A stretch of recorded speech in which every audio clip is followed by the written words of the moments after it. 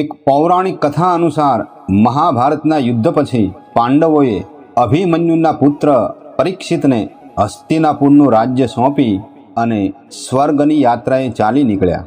કળયુગનું આગમન થઈ ગયું હતું. રાજા પરીક્ષિતનું મૃત્યુ તક્ષક નામના નાગે કર્યું હતું. જ્યારે પરીક્ષિતના પુત્ર જન્મેજય રાજા થયા ત્યારે તેમણે તેમના પિતાના મૃત્યુનો બદલો લેવા માટે પૃથ્વી પરના બધા જ નાગને મારી નાખવા માટે નાગદાહ યજ્ઞ કર્યો. જ્યારે અસ્તિક મુનિને આ વાતની જાણ થઈ તો તેઓ તરત જ રાજા જન્મેજય પાસે જાય છે. અસ્તિક મુનિએ રાજા જન્મેજયને સમજાવીને આ યજ્ઞ બંધ કરાવ્યો. જે દિવસે આ ઘટના બની તે દિવસે શ્રાવણ વદ પાંચમ હતી. અસ્તિક મુનિએ યજ્ઞની અગ્નિને ઠંડી કરવા માટે તેમાં દૂધથી અભિષેક કર્યો હતો. આ માન્યતાના કારણે નાગ દેવતાને દૂધ ચડાવવાની પરંપરા શરૂ થઈ. નાગ પાંચમનું વ્રત કરનારે સવારે વહેલા ઉઠી નાહી ધોઈ પાણિયારા પર નાગ દેવતાનું ચિત્ર દોરી ઘીનો દીવો કરી અને પૂજા કરવી. ત્યારબાદ લોટની ઠંડા ઘીમાં ચોળેલી કુલેરનું નૈવેદ્ય ધરાવવું અને એકટાણું કરવું. હાથમાં જળ ચોખા અને ફૂલ લઈને વ્રત કરવાનો સંકલ્પ કરવો. નાગ પાંચમના દિવસે નજીકના મંદિરે જઈ નાગ દેવતાની પૂજા કરવી. જો એ શક્ય ના હોય તો શિવ મંદિરે જઈ નાગ દેવતાની પૂજા કરવી. નાગ દેવતાની મૂર્તિ ઉપર દૂધનો અભિષેક કરવો. ત્યારબાદ શુદ્ધ જળથી અભિષેક કરવો અને ગાયના ઘીનો દીવો કરવો. પૂજા વિધિ પછી ફૂલોની માળા ચડાવી અબીલ ગુલાલ ચોખા કુમકુમ અર્પણ કરવા અને પ્રસાદનો ભોગ ધરાવવો. આમ આવી રીતે પૂજા કરવાથી નાગ દેવતા પ્રસન્ન થાય છે અને મનની દરેક મનોકામના પૂર્ણ કરે છે. નાગ પાંચમની કથા. એક ગામમાં એક ડોશીમાં તેના 6 દીકરા અને વહુઓ સાથે રહેતા હતા. તેમાંથી 5 વહુને માતા પિતા હતા. પિયર હતું, પણ નાની વહુ રાધાને પિયરમાં કોઈ ન હતું. આથી બધા તેને ન પીરી કહીને મેણા મારતા. તેની પાસે સાસુ અને જેઠાણીઓ ખૂબ કામ કરાવતા અને પૂરતું ખાવાનું પણ આપતા નહીં. ભાદરવો મહિનો આવ્યો. ઘરમાં ખીર બની હતી. ઘરમાં બધાએ પેટ ભરીને ખીર ખાધી, પરંતુ કોઈએ નાની વહુને સંભાળી પણ નહીં. અને આ દિવસોમાં એ ગર્ભવતી હતી. આથી તેને ખીર ખાવાનું મન થયું હતું. સાસુએ તેને તપેલીમાં જે વધ્યું હોય એ ખાઈને વાસણ માંજવાનું કહ્યું. રાધાએ રસોડામાં આવીને જોયું તો ખાવાનું કાંઈ ના મળે. ખીરની તપેલીમાં બાજેલા પોપડા સિવાય બીજું કાંઈ ન હતું. આથી તે નિરાશ થઈ ગઈ. છતાં પણ તપેલીમાંથી પોપડા ઉખાડી એક કપડામાં ભેગા કરી મૂકી રાખ્યા. તેને એમ કે વાસણ માંજી લીધા પછી નિરાતે ખાશ.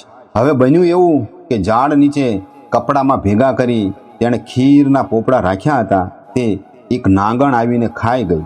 એ પણ ગર્ભવતી હતી. થોડી વારમાં વહુ વાસણ માંજીને ઝાડ પાસે ગઈ તો કપડામાંથી પોપડા ગાયબ હતા. નાગણ આ બધું ઝાડ પાછળ સંતાઈને જોતી હતી. તેના મનમાં એમ કે હમણાં મને ગાળો આપશે. પણ તેના આશ્ચર્ય વચ્ચે આ વહુ તો એમ બોલી કે જેણે ખાધા હોય એનું પેટ ઠરજો.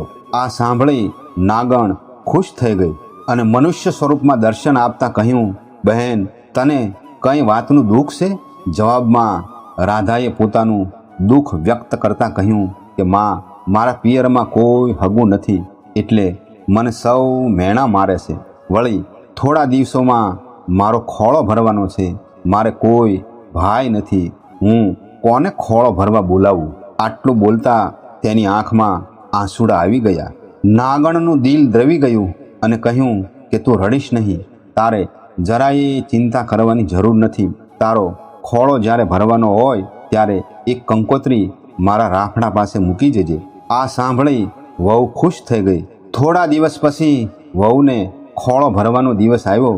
જેઠાણીઓ નાની વહુને મેણા મારવા લાગી કે પિયરમાં તો કાળું કૂતરું નથી, તો પછી એને ખોળો શેનો ભરવાનો હોય? આ સાંભળી નાની વહુને ઘણું દુઃખ થયું અને સાસુને કહ્યું કે મારા પિયરમાં દૂરના એક સગા છે, મારે તેમને કંકોત્રી મોકલવી છે. સાસુએ ના છૂટકે મોટી વહુ પાસે એક નાની ચબરખી લખીને નાની વહુને આપી. નાની વહુ ખુશ થતી થતી કંકોત્રી લઈ રાફડા પાસે પહોંચી અને ત્યાં કંકોત્રી મૂકીને પ્રાર્થના કરી ઘેર આવી. ખોળો ભરવાનો સમય થયો એટલે જેઠાણીઓ અંદરો અંદર મશ્કરી કરતા કહેવા લાગી કે આજે તો નાની વહુ તરફથી આપણને પહેરામણીમાં ખૂબ સરસ ઘરેણાં અને વસ્ત્રો મળવાના છે. તેના પિયરવાળા ગાડું ભરીને બધું લાવવાના છે. નાની વહુ આ સાંભળીને નિરાશ થઈ ગઈ અને મનોમન નાગ દેવતાને પ્રાર્થના કરવા લાગી. ત્યાં તો સાચી જ દૂરથી ગાડાઓનો અવાજ સંભળાવા લાગ્યો. સૌ કોઈએ એ દિશામાં જોઈ રહ્યા. થોડી વારમાં ગાડા આંગણામાં આવીને ઊભા રહ્યા. એમાંથી રૂપના અંબાર સમા નાગણ, નાગદેવતા અને નાગકુમારો ઉતરવા લાગ્યા. તેમની પાછળ 2 નોકરો સોનાની પેટીઓ લઈને ઉતરવા લાગ્યા. તેમની પાછળ બીજા અન્ય ગાડાઓ પણ આવીને ઊભા રહ્યા. નાની વહુનો ખોળો નાગકુમારોએ ધામધૂમથી ભરાયો. દરેકને પહેરામણીમાં સોના, રૂપા, હીરા માણેકના દાગીના, મોંઘા વસ્ત્રો આપી ખુશ કરી દીધા.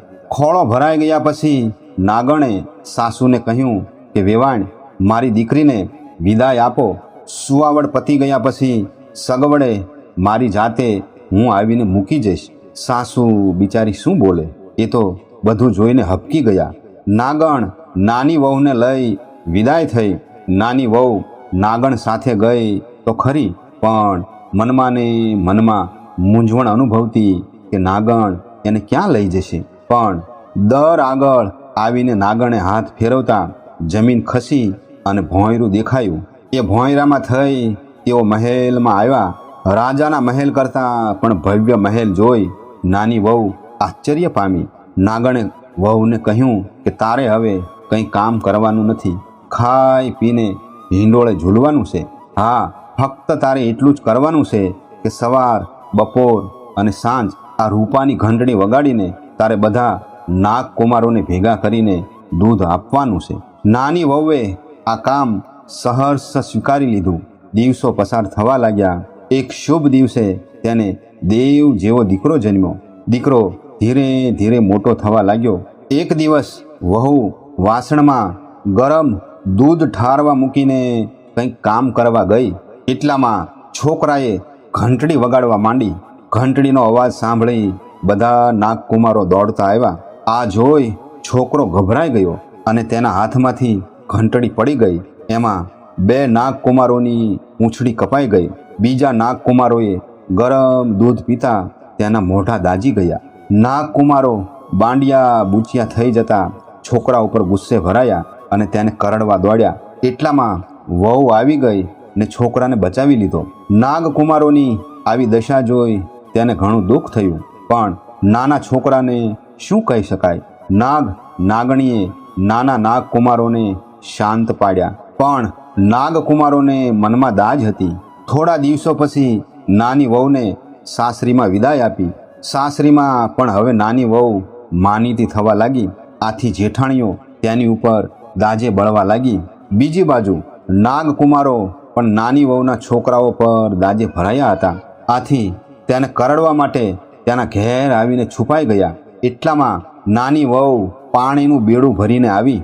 ઉંબરામાં તેને ઠેસ વાગતા તે બોલી ઉઠી કે ખમ્મા મારા બાંડિયા બુચિયા વીરાને.